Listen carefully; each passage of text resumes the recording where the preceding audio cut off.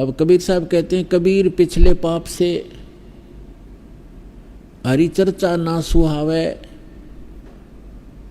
या ऊँघ है या उठ चले, ना और बात चलावे।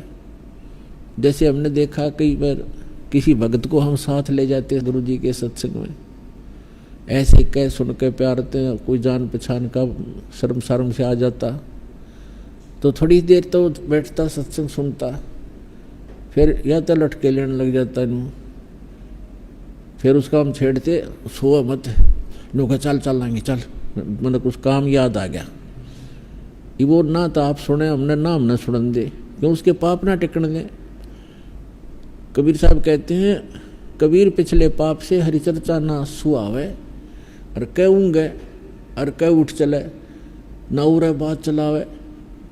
सत्संग हो रहा होता है, वो पहली बार जो हम लेकर के 1-2 बार ऐसा चांस हुआ, तो उसको सत्संग चल रहा है और बीच में कुछ और बात याद दिला देगा, वो काम था ना एक अपने वहाँ जाना था, उसको हम कहते डट जा, थोड़ी देर सत्संग सुनने फिर बातें करेंगे। फिर उनका मैं चलूँ तो आ जाइए,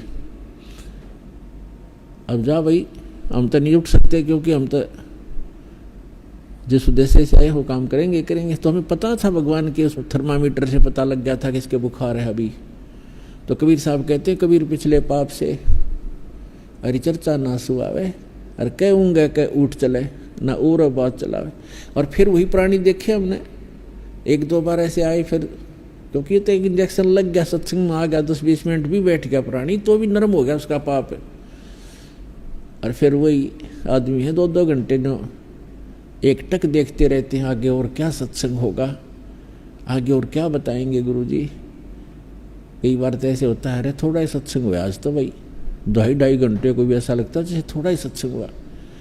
तो पाप आपके कट गए और रुचि भगवान में बढ़ गई। तो जैसे बीमार व्यक्ति पहले 1 रोटी मुश्किल से खा पाता है, औषधि सेवन करने लगता है, और फिर देखे जब बुखार उतर जाता है तो सूखी रोटी होगी न होगी, ले फटाफट, सब्जी की आवश्यकता नहीं, सूखी खा जाएगा। और जब पहले वो सारे स्वस्थ भोजन बना रखा होता है 36 प्रकार की व्यंजन का, वो भी नहीं अच्छा लगता था।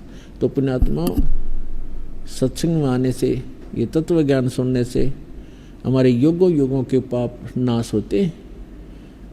जब तक हम सत्संग में नहीं आएंगे तो वो स्थान ही नहीं जहाँ पर हम पाप नाश कर सकें। जैसे आप संसार में जाते हैं, किसी भी कार्य में जाते हैं, तो वहाँ पर आपको सारी रोजी रोटी रोजगार व्यवसाय के व्यक्ति मिलेंगे, उनकी एक जैसी चर्चा, एक जैसे विचार, एक जैसा भाव, एक जैसी क्रियाएं होंगी। तो वहाँ तो आपके पाप बढ़े ही बढ़ेंगे।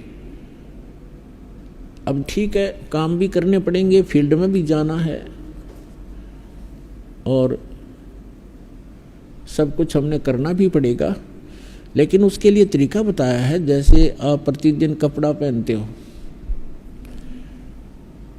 और काम करते हो, कोई मजदूरी करता है, कोई नौकरी करता है, या कोई अन्य व्यवसाय करता है, कोई खेती करता है, तो कपड़ा मैला होता है, तो मैला होगा, स्वाभाविक है वो। तो फिर उसका तरीका है कि उसको साबुन और जल के प्रयोग से स्वच्छ करो, डेली धो लो उसको।